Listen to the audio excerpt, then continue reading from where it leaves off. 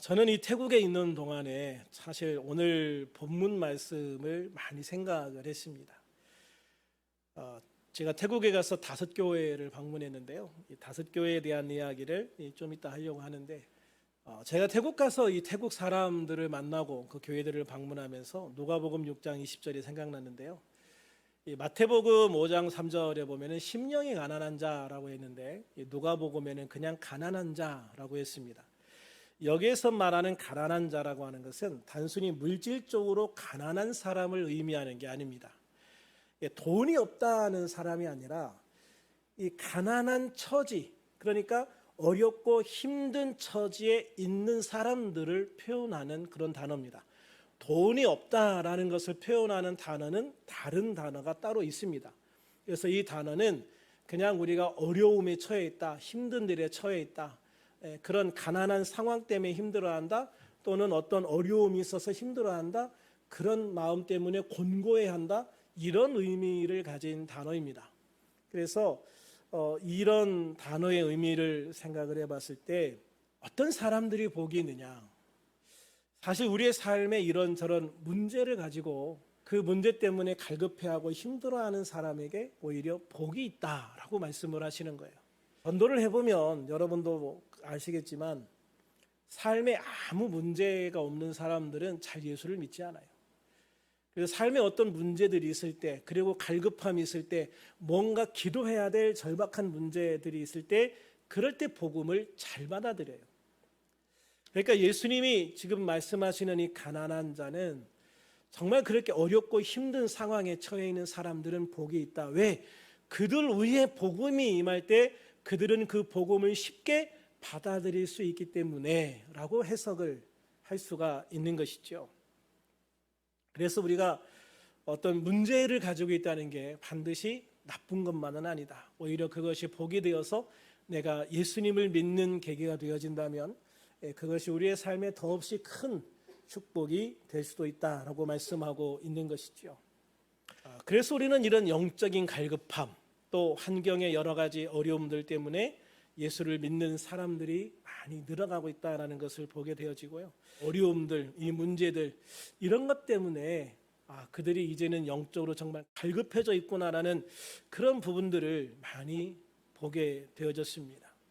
통계적으로 이 태국의 복음화율을 보면 아직 1%가 안 됩니다.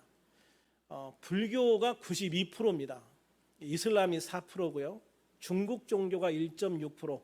이 중국 종교라고 했는데 이게 유교인지 뭔지는 모르겠습니다. 하여튼 중국 종교가 1.6%, 정령 숭배자가 1.4%. 그런데 기독교는 아직 1% 미만입니다.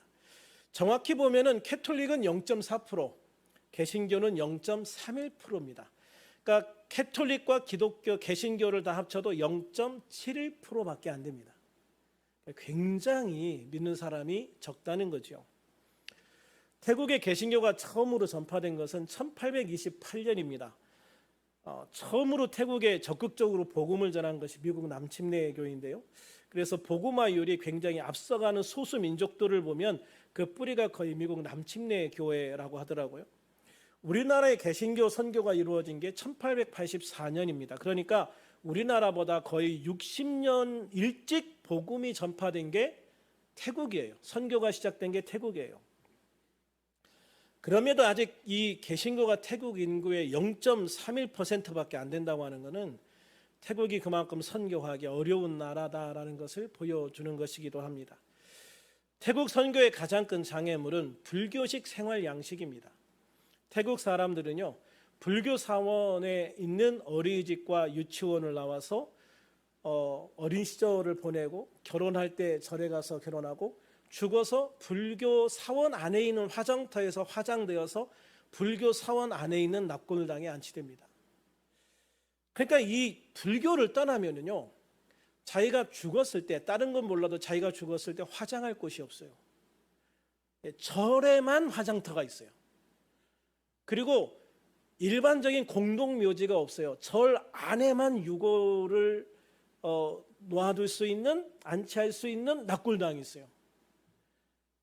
그러니까 이 태국 사람들이 예수를 믿어도 절을 완전하게 끊을 수가 없대요. 그래서 교회 뭐 권사나 뭐 장로가 되어도 절에서 어떤 큰 행사를 하면 다 간대요.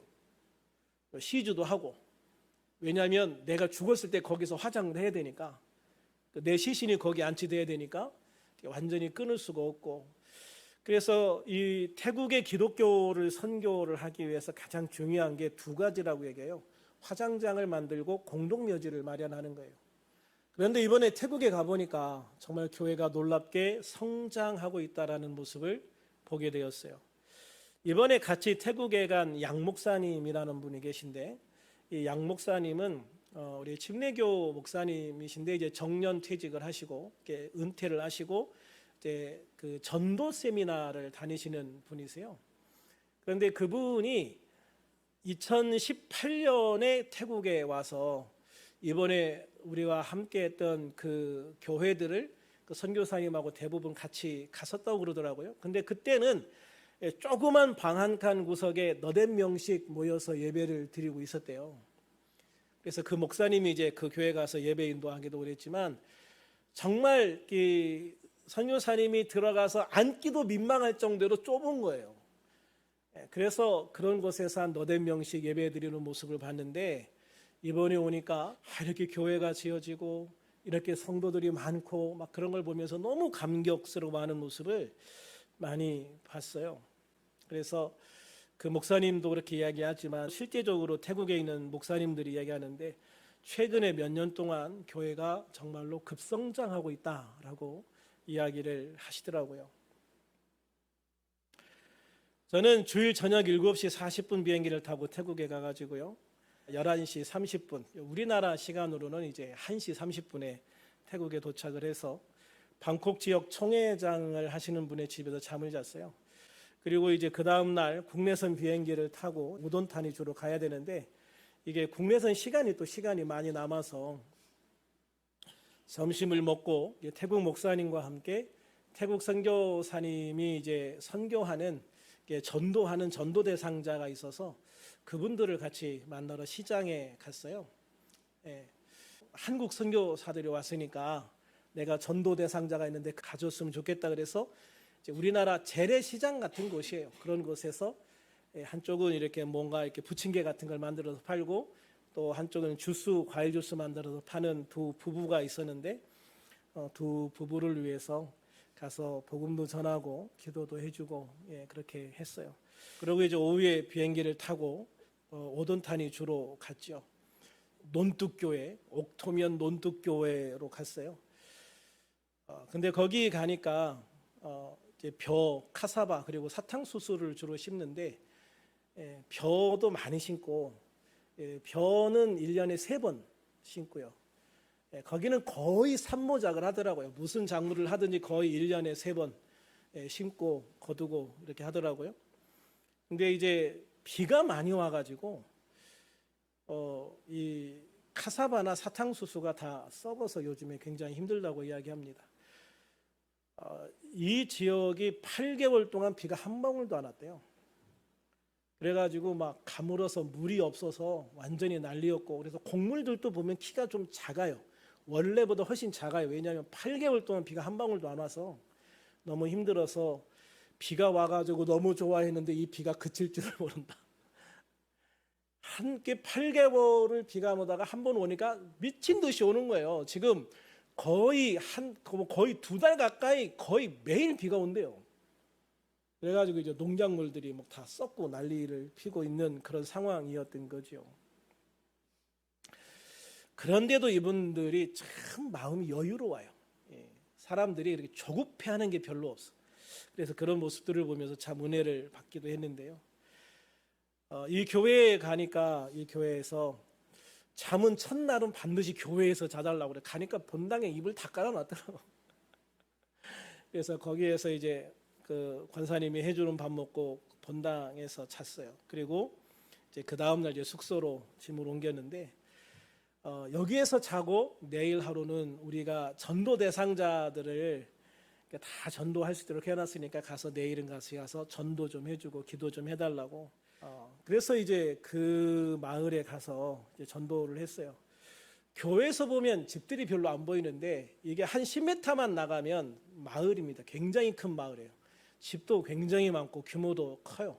그러니까 우리나라의 면소재지 같은 그런 느낌입니다. 그러니까 교회가 그 면소재지에 있는 집들의 끝에 있으니까 거기는 다 아무것도 없는 것 같은데 거기에서 이제 조그만한 30m만 나가면 거기 다 마을이고 그래서 집들이 굉장히 이제 많이 있어요. 그래서 거기 다니면서 전도를 하는데 좋은 게 뭐냐면 옛날에 우리 시골에 전빵이라고 아십니까? 전빵이라고 그랬어요. 동네 구멍가게. 거기 가면 동네 사람들이 사랑방처럼 다 모여 있었거든요. 거기가 아직도 그래요. 그래서 거기 가게 가니까 가게가 꽉 차게 사람들이 있어요. 뭐 행사하냐고 물어봤더니 아니 그냥 다 놀러 와가지고 이렇게 얘기하면서 누군가는 과자를 사고 누군가는 음료수를 사고 앉아가지고 놀고 있는 거예요. 그래서 이제 그분들에게 복음을 전하고 이제 기도도 해주는 거죠. 낮에는 뜨겁다 보니까 이분들이 일찍 일을 하더라고요. 그리고 이제 곧 뜨거울 때는 이렇게 3, 4, 5 그늘 같은 데서 모여서 좀 쉬기도 하고 그래서 이제 그때 맞춰서 이제 전도를 나가는 거죠. 그래서 그 동네 가게에 가서도 많은 사람들을 기도해주고 또 전도도 하고 또 예수님 영접 기도도 하고 또 그 어떤 마을의 집에 가서 또 다음 옆집에 가서 어디 가서 계속 가서 전도하고 기도해주고 전도하고 기도해주고 그랬어요. 그러다가 이제 쭉 갔는데 절이 나오더라고요. 그래서 이제는 돌아서 다른 데로 가야 될 거다라고 생각을 했는데 이분들이 계속 직진하는 거예요. 그래서 아니 절엔 왜 가냐고 그랬더니 다른 문화도 좀 보는 게 좋지 않아요? 그리고 절에 가서 할 일이 있어요라고 하더라고요.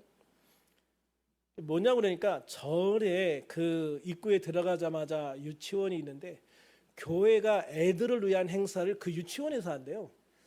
아니 절에서 운영하는 유치원에서 교회 행사를 허락해 줘요. 그랬더니 여기는 그렇게 해요. 그 갔더니 그 유치원 원장님이나 교사들도 굉장히 반갑게 맞아주고 또 한국에서 왔다고 하니까 되게 좋아하고 또 그래서 그분들에게도 복음도 전하고 기도도 해주고 그러고 이제 나가죠 그랬더니 아니요 더 가야 돼요. 그래서 누구를 만나러 가냐고 그랬더니 여기 주지스님 만나야 돼요. 그래요. 아니 주지스님은 왜 만나냐고 그랬더니 주지스님이 우리 할아버지인데 목사님의 할아버지라고 하는데 친할아버지인지 친척 할아버지인지는 모르겠어요. 어쨌든 가서 그 옆에 주지스님이 있는데 할아버지 하고 하더라고요. 그러니까 반갑게 맞아주고 한국에서 온 목사님들인데 할아버지 기도해 주려고 왔어요. 그랬더니 이분이 연세가 많으신데 기도해 달라고 와가지고 탁 손목을 이렇게 그래서 그분을 위해서 또 기도도 해주고 그랬더니 누구 만나고 갈 거냐 만나고 갈 거다라고 그러더라고요. 그 주지 스님이 누구 만나고 갈 거냐 한 게 저기 사진에 나와 있는 이 스님입니다. 저분이 그 42살인데 절에서 수행을 하면서 금식을 많이 하고 그래서 굶었다 먹었다 해서 병이 들었대요. 그래서 이제 계속 이야기하면서 손도 떨고 발도 떨고 그렇게 하더라고요. 그래서 이제 이분이 이제 우리가 한국에서 왔다고 하니까 저분도 되게 좋아합니다. 그리고 이제 여러 가지 이야기하고 자기 종교 이야기도 하고 또 궁금한 것 또 뭐 이런저런 걸 물어보더라고요. 다른 종교를 배우는 과정이 있답니다. 그래가지고 기독교에 대해서 배웠는데 우리와 너무 다르지만 굉장히 관심은 있었다. 그래서 이제 저분 만나서 이야기하고 뭐 예수님 영접하겠느냐 안 하겠느냐 그건 안 했습니다. 왜 그러냐면 그렇게 하면 법에 걸린대요. 그래서 저분이 자기가 진지하게 생각을 하겠다라고 얘기를 하고 또 뭐 내가 참고할 자료가 있으면 줬으면 좋겠다고 그래서 우리가 전도하는 그런 전도 자료가 여러 가지가 있었는데 이제 그것도 다 주었어요. 어떻게 보면 참 특별한 경험이죠. 그런데 어쨌거나 저 과정을 통해서 이 태국에 참 어떻게 보면 영적인 새바람이 일고 있구나라는 생각을 많이 했어요. 다음 날에는 이제 농우와소 교회를 방문하기로 했는데 가는 중간에 농하이라는 곳에 교회를 꼭 좀 방문했으면 좋겠다라고 얘기를 해요. 가니까 농하이 사랑전도센터라고 되어져 있는데 이곳에 한 젊은 부부가 사역을 하고 있는 곳이었어요. 남편은 지금 신학 공부 중이어서 오늘 공부하러 갔어요. 내가 조금 전에 차 태워다 주고 왔어요 그러더라고요. 사모님 혼자 있어서 그 사모님과 여러 가지 이야기를 나누고 기도하고 왔습니다. 이 마을은 어느 순간 물질적으로 굉장히 풍요로워지기 시작을 했대요. 그러면서 마약 중독자들이 급격하게 늘어나기 시작을 한 거예요. 그래서 어느 순간에 거의 마을의 성인들은 다 마약 중독자가 됐답니다. 그래서 이 목사님 부부도 이곳 출신인데 이제 그 남편도 이 마약 중독자였고 또 알코올 중독자였고 그래서 술만 먹으면 막 때려 부시고 하도 때려가지고 도저히 살 수가 없어서 이 사모님이 홍콩으로 도망을 갔대요. 그 당시에 이제 이 태국에서 홍콩으로 가정부나 이런 거를 많이 파견을 했다고 합니다. 그래서 이제 그 일원이 되어서 이제 홍콩으로 갔는데 이 사모님도 홍콩에 가기 전에 자기도 마약을 수차례 했다. 너무 남편한테 맞고 막 아프고 힘드니까 그걸 잊기 위해서 자기도 마약을 했었다고 하더라고요. 그런데 이 사모님이 홍콩에 가서 일하는 중에 그 주인집이 예수님을 믿는 집이어서 그 주인집을 통해서 예수님을 믿게 된 거예요. 너무 좋은 거죠. 그래서 그날부터 이 태국에 있는 남편에게 매일 전화를 했대요. 매일 전화를 해서 예수님을 전하고 기도해주고. 남편이 처음에는 반발하고 뭐 욕도 하고 막 그러다가 어느 순간에 이제 복음을 듣기 시작을 하더래요. 그렇게 3년을 했답니다. 3년을 매일 전화로 복음을 전하고 기도를 해줬대요. 3년쯤 지나니까 이 남편이 예수님을 믿고 변하기 시작하는데 정말 무섭게 변하더라는 거죠. 그래서 이제 홍콩에서 태국으로 돌아와서 이제 같이 이제 손을 잡고 기도하면서 남편이 우리만 이렇게 예수 믿고 좋아질 게 아니라 이 마약에 찌든 이 마을을 우리 마을을 구원해야 되지 않겠느냐. 그래서 이 마을을 구원하기로 작정을 하고 이제 교회를 세워야 되는데 이제 돈은 없고 그래서 우리나라에 나와가지고 사모님은 쪽파 농장에서 3년 일하고 남편분은 그 쪽파를 거래하는 거기에서 3년을 근무해가지고 돈을 벌어서 아직 기간이 더 남았지만 이 정도면 충분해 하고 이제 그 돈 가지고 태국으로 돌아와서 땅을 사고 교회를 지은 거예요. 그 차를 사고 그게 저 건물이에요. 그런데 목사님이 원래 용접 기술자였대요. 그래서 자기가 다 용접하고 해가지고 인부 한두 명 데리고 목사님이 다 지었답니다. 옆에 또 조그만 지역에 그 전도한 사람들이 운영할 수 있는 조그만 가게도 좀 하나 만들었더라고요. 저 교회를 세운 지 지금 2년이 됐는데 2년 동안 어른들이 한 10명 정도가 전도가 된 거예요. 그래서 현재 어른들이 한 10명 있고 아이들이 한 20명 이상 있다고 하더라고요. 그런데 그 중에서 이제 아이들 매주 토요일 날 아이들 10명과 어른 5명이 전도대를 만들어 가지고 토요일 날은 전도하는 날. 그래서 계속 지금 전도하고 있고 그래서 지금 계속 전도되어질 가능성이 있는 사람들이 계속 늘어나고 있다라고 이야기를 하더라고요. 그래서 제가 이곳에 참 도전받은 게 뭐냐면 아이들이 전도하는 모습을 보여주는데 정말 담대해요. 가서 애들이 그냥 막무가내 전도하는 게 아니라 전도지를 가지고 어른들 앞에서 아주 정확하게 복음을 설명하고 이 아이들이 우리가 정말로 예수님 믿고 새 사람이 되어야 된다고 완전히 그렇게 해요. 그래서 교회로 오면 거의 다 마약을 끊어요. 그래서 이제 마약을 끊은 사람들이 전도대원으로 나가는 거고 아직 마약을 끊고 있는 중인 사람들도 있는 거고요. 그래서 우리를 통해서 하나님이 이 지역을 이 마을 마약으로부터 벗어나서 이제 하나님께로 드리는 그런 마을이 되기를 소망한다라고 이야기를 하더라고요. 그리고 이제 우리가 협력해서 교회를 건축한 농우아소 교회에 갔어요. 이 농이라는 말은 웅덩이라는 뜻이고 우아는 소라는 뜻이래요. 그래서 농우아소 하면은 소들이 사는 물 웅덩이라는 뜻이라고 하더라고요. 그러니까 이 지역은 이렇게 웅덩이들이 많아요. 그리고 가다 보니까 그 물 웅덩이 중심으로 물소들이 많이 있더라고요. 그래서 아마 지역 이름이 그렇게 된 것 같아요. 참 아름답더라고요. 저기는 그냥 이렇게 밭 가운데 있어요. 밭 가운데. 이 농화소 교회 목사님이 짬삐라고 하는 여자 목사님인데 지금 62세인데 아주 조그맣고 빼짝 마르고 새카맣고, 그러니까 완전히 어떤 그 시골 아줌 할머니 같은 모습인데 굉장히 담차고 열정적이에요. 아우, 놀랬어요. 근데 이분이 이제 처음에 전에 그 양 목사님이라는 분이 오셨다고 했을 때 그때 한 5명이 가서 제대로 앉을 수도 없는 그런 좁은 방앗간에서 막 전도하면서 예배를 드리고 있었다고 하더라고요. 근데 이렇게 예배를 드리다가 하나님께서 이제 땅을 사서 교회를 지어야 되겠다는 감동을 주셔서 땅을 알아보는데 마을 주변에는 교회로 쓸 거라고 하니까 땅을 안 파는 거예요. 그리고 마을 주변이니까 땅값도 비싸고, 그래서 계속 알아보는데 도저히 교회를 건축할 땅을 구할 수가 없으니까 이분이 이제 기도하면서 얻은 결론이 마을에서 좀 떨어진 곳에 사야 되겠다. 그래서 마을에서 차 타고 한 5분 정도 나오면 돼요. 그러니까 멀리 떨어진 것도 아니에요. 마을에서 한 5분 정도 차 타고 나오면 다 밭이에요. 근데 그 밭 한가운데를 산 거예요. 그러니까 선교사님이 처음에 이 목사님이 땅 산다고 여기 살 거라고 해서 같이 갔는데 집은 한 채도 없고 다 밭만 있더래요. 그래서 여기에 무슨 교회를 짓냐고 그랬더니 하나님이 이곳을 나에게 주셨다고, 감동을 주셨다고. 그래서 어쨌거나 그 땅을 사서 교회를 지은 거예요.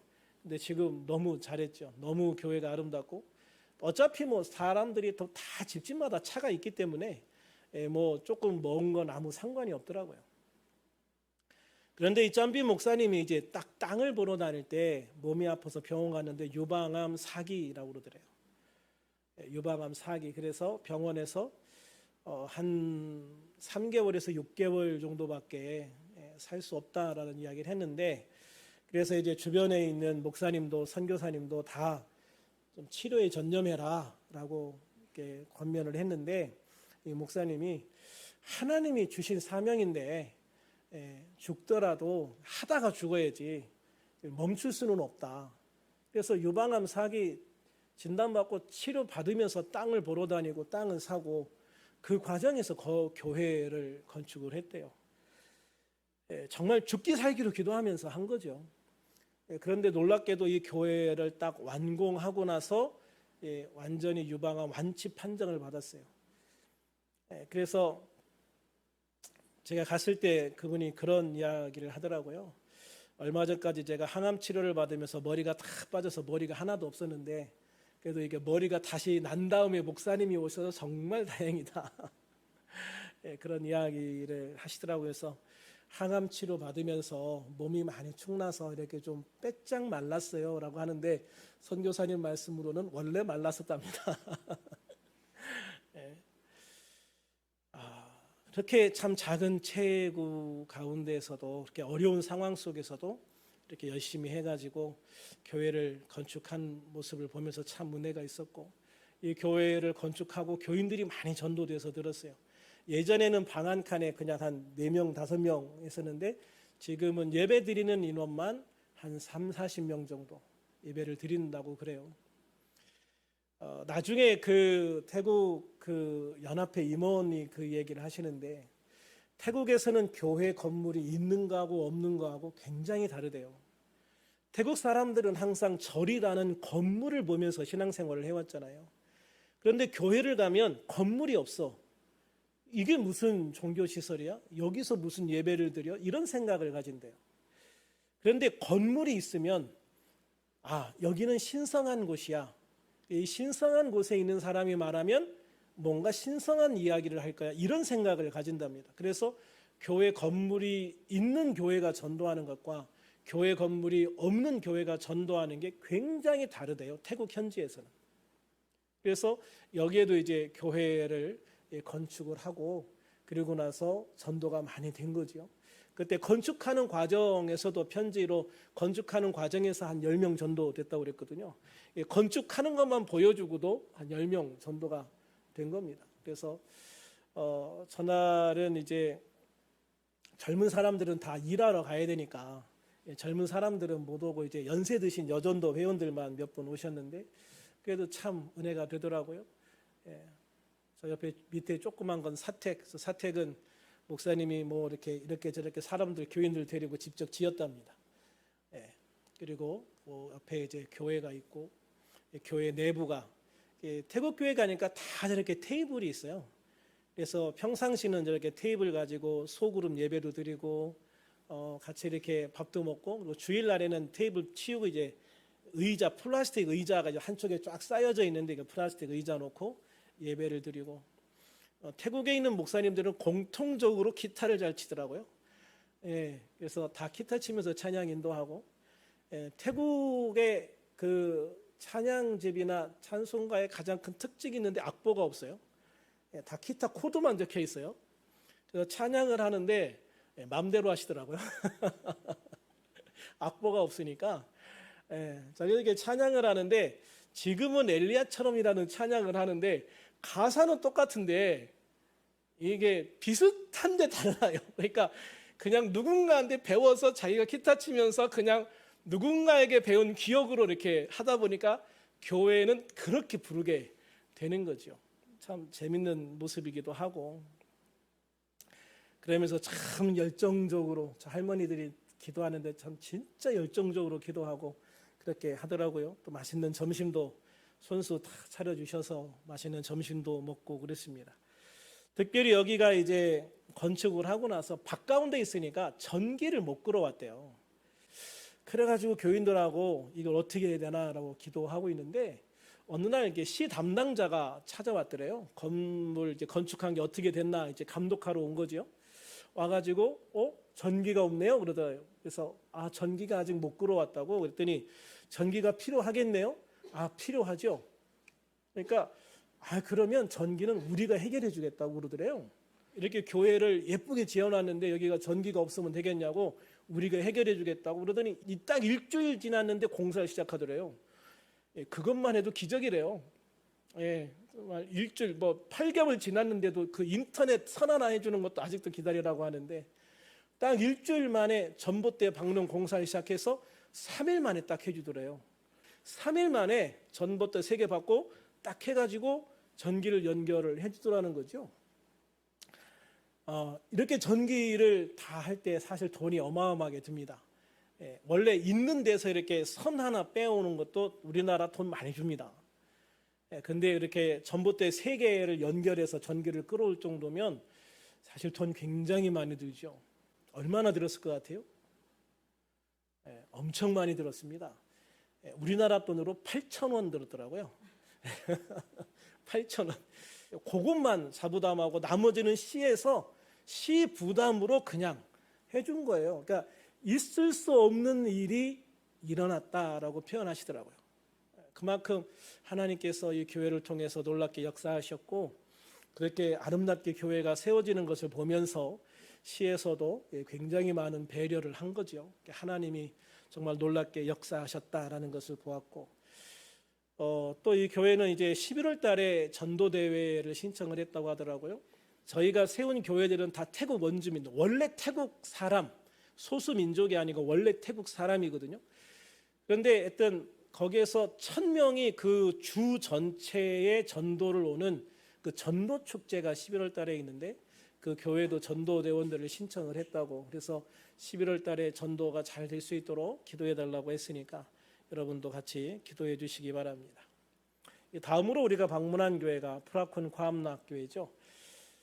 목사님 이름은 이제 통간이라는 목사님이고 사모님은 이찬꼽이라고 하더라고요. 우돈타니 주에 롱안이라는 시가 있는데 그 롱안시에 있습니다. 우리나라 이제 군단위 지역이고요. 프라쿤이라는 말은 은혜라는 뜻이고요. 콰암락은 사랑이라는 뜻이더라고요. 그래서 프라쿤 콰암락 이게 도대체 무슨 뜻일까 그랬는데 태국말로 은혜와 사랑이란 뜻입니다. 은혜와 사랑. 그래서 이 교회는 은혜와 사랑 교회입니다.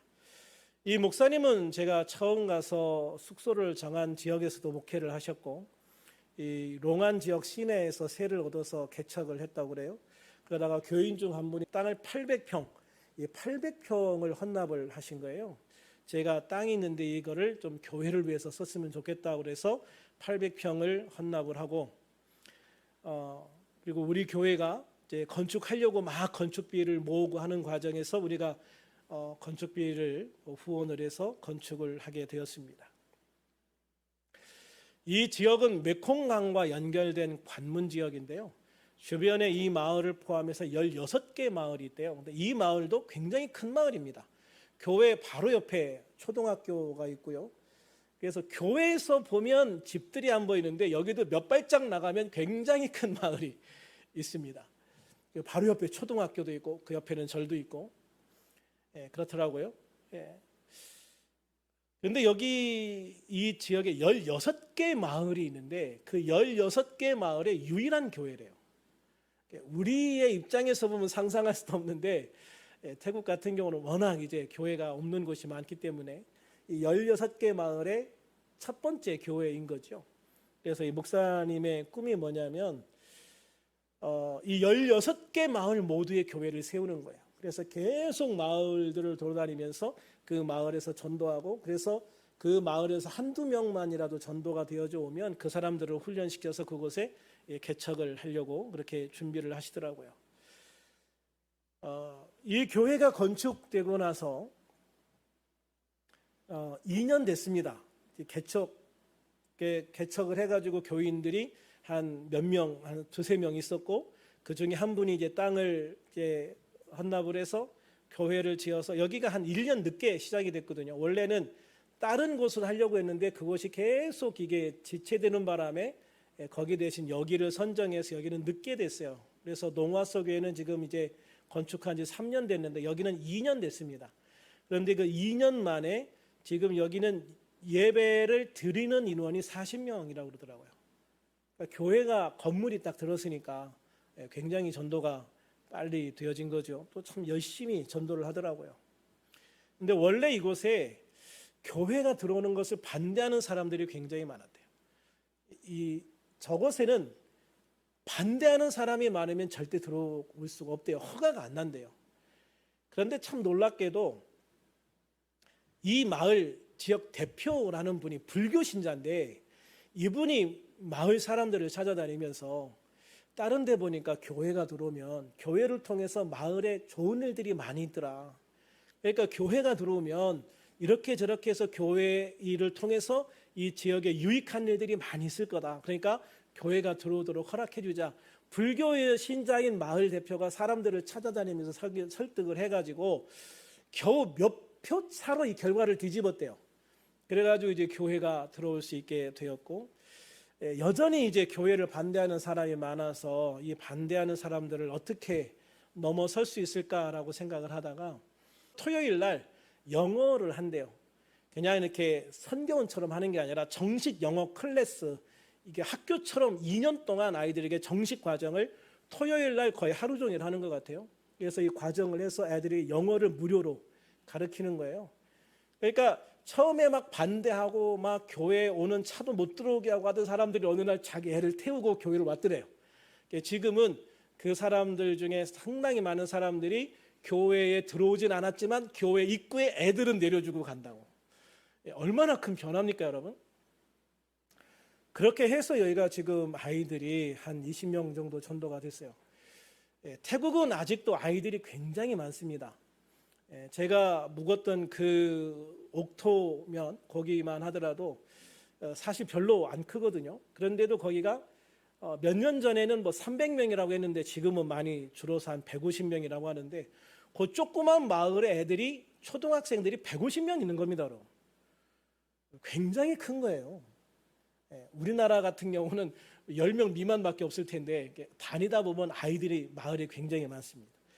그래서 여기도 이제 아이들에게 영어를 통해서 전도를 하고요.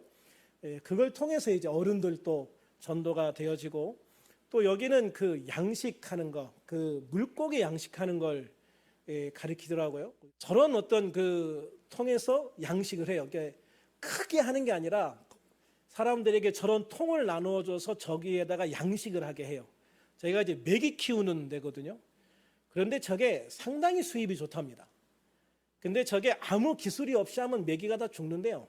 그러니까 정확하게 그 수온을 맞추고 뭐 하는 과정들을 다 교육을 해주는 거죠. 그리고 저렇게 할 수 있는 이제 그런 장비나 이런 것들도 이렇게 저렴하게 구입할 수 있도록 안내해주고 그렇게 하는 거예요. 그래서 저렇게 물고기 양식하는 거를 전수해 줘가지고 지금 7가정이 전도되었다고 이야기를 하더라고요. 그래서 제가 신방하다 보니까 집집마다 저런 게 많습니다. 조그만 다라 같은 걸 놓고도 거기에다가 우렁이 키우고 있고, 또 조그만 그 고무 다라 같은 데 놓고 또 메기 키우고 그런 집들이 되게 많아요. 근데 하여튼 그런 것들이 그들에게는 굉장히 부수입원으로서 좋은 것 같아요.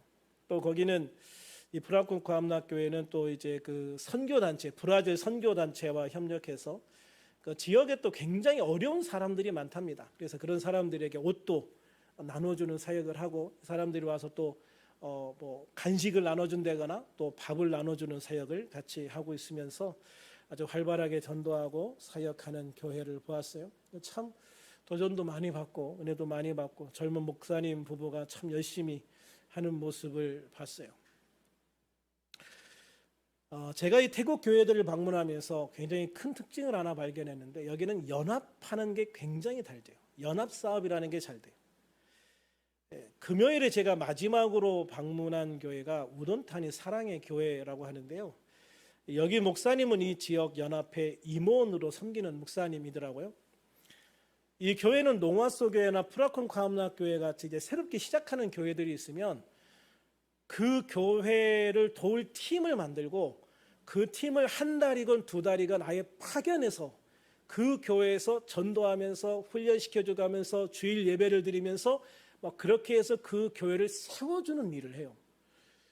그런데 그렇게 하다 보니까 자기 교회도 더 부흥이 많이 되더라 이렇게 하시더라고요. 그래서 저기도 지금 교회 건물을 지은 지 한 2년 정도 되었는데, 저기는 교회 건물을 짓기 전에도 꽤 성도가 있었는데, 건물을 짓고 나서 더 앉을 자리가 없어서 저렇게 이제 교회를 새로 짓겠다고 해서 조감도를 새로 붙여놓고 또 다 설계도 하고 이제 업자만 고르면 된다고 하더라고요.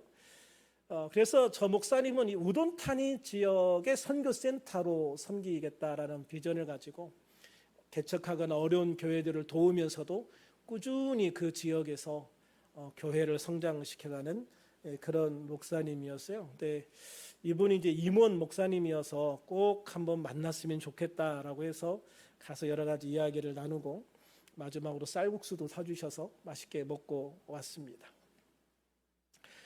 그리고 이 지역 연합회장님이 계시는데, 거기 보면 저 위에 한 명만 제가 이렇게 딱 잘라놓은 분, 저분이 우돈타니 지역 연합회 회장님이셔요.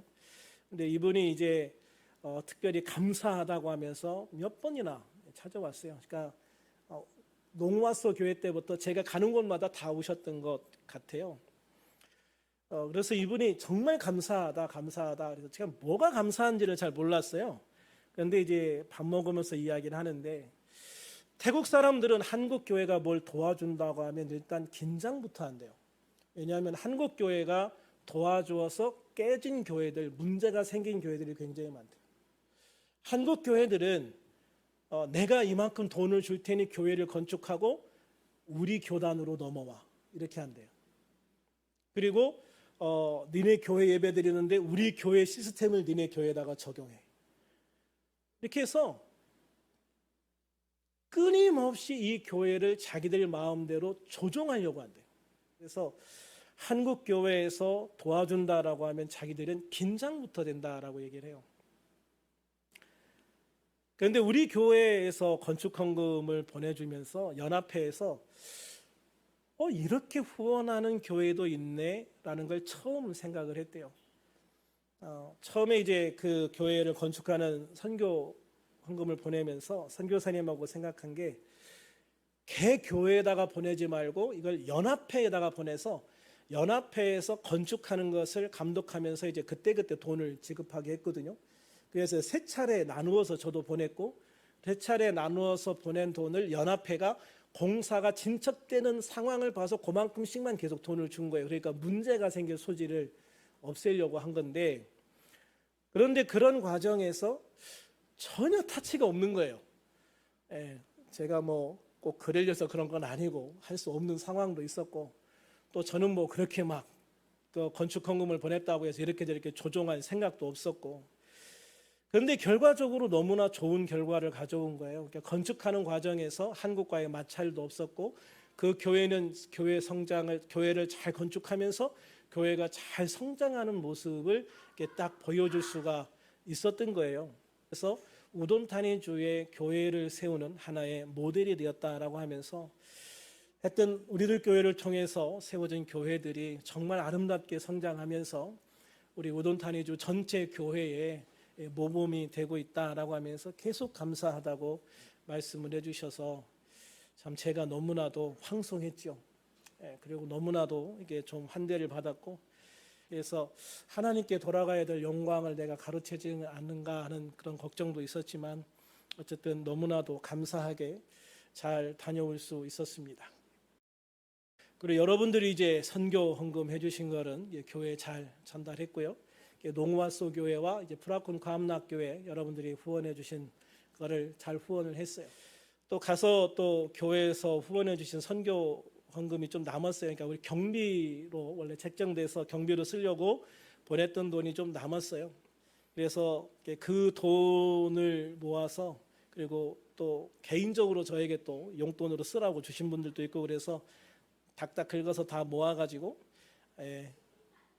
나화이 교회, 논두교회에도 거의 비슷한 금액으로 선교 후원을 하고 올 수가 있었습니다. 어쨌든 이렇게 보면 참 감사한 일들이 많았고, 그래서 우리가 이렇게 후원했던 것들이 참 이렇게 아름답게 결실을 맺고 있구나라는 것들을 보고 왔습니다. 그래서 제가 그 교회들의 기도 제목을 종이에 이렇게 정리해가지고 한쪽에다 붙여놓을 테니까 여러분들이 오며 가며 보시고 한 번씩 기도할 때마다 같이 계속 기도해 주시면 감사하겠고요. 언젠가 우리 성도님들과 함께 같이 갈 기회가 있으면 또 함께 보고 또 함께 은혜를 나눌 수 있었으면 좋겠어요. 어쨌든 우리 모두에게 정말 하나님의 귀한 은혜였고, 또 하나님께 영광을 돌리고요. 우리의 이런 아름다운 결실을 맺는 것에 대해서 하나님께 영광을 돌립니다. 기도하겠습니다.